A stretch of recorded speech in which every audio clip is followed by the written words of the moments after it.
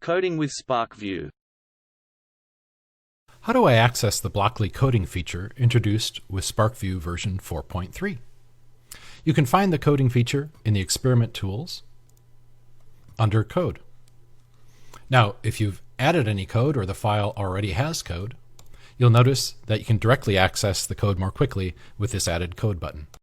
How do I add an else condition to an if statement in SPARKvue code? By default, under logic, we have an if statement with just a then or do branch to it. However, once you have dragged out and created the if statement, if you go to the gear, you'll notice that you can drag in either an else if or an else statement and attach it to the if.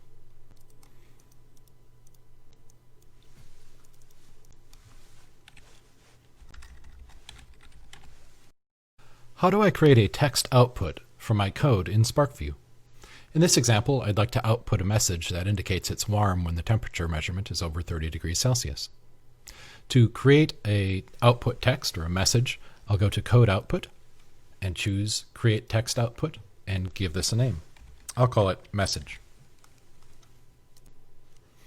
I can now drag in that whenever this condition is met, there'll be a text output message that indicates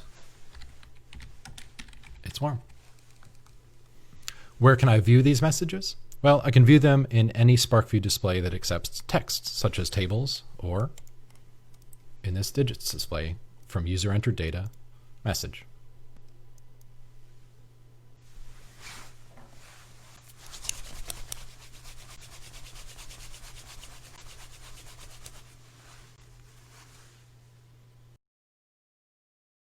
How can I continuously execute my code in SPARKvue? In this example, I'm going to make a temperature measurement from a sensor, compare it to a value, 30 degrees Celsius, and output a message, whether it's warm or cool. You'll notice I have some sleep statements here, but I have just a single if statement.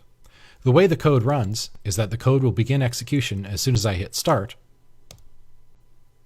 but you'll notice that it will stop automatically. The code execution stops whenever the end of the code is reached, or when I press the stop button for recording. In this case, I might want this code to execute repeatedly as the temperature changes, and not just once. The way to do this is to nest my if loop inside a repeat loop. Under loops, I can choose to repeat a certain number of times, or if I'd like the starting and stopping of the code execution to be controlled by the start and stop buttons for recording data, I'll choose a repeat while loop.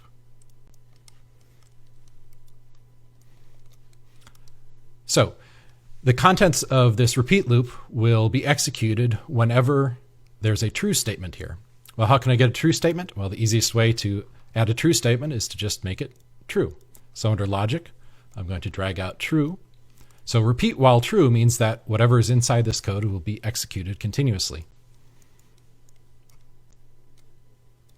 So I'll nest my if and sleep statements inside that repeat. I'll hit done. And now when I hit start, I can change the temperature, and we'll notice that the code is constantly executing. That if statement is being assessed again and again, and will be until I press the stop button.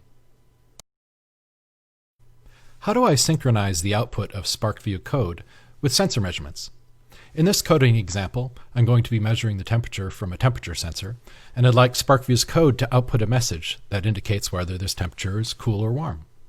Notice that the sample rate for my temperature sensor, indicated here in the lower left, is 2 Hertz, or 2 samples per second. Here's my starting code. It's going to assess continuously whether the temperature is greater than or less than 30 degrees, and output a message that indicates whether it's warm or cool.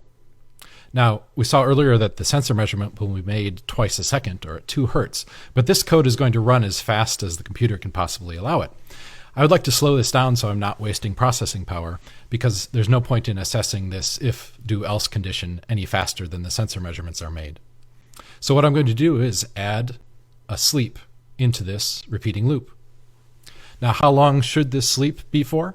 Well, this value of sleeping in milliseconds should correlate to the sample rate for your sensor.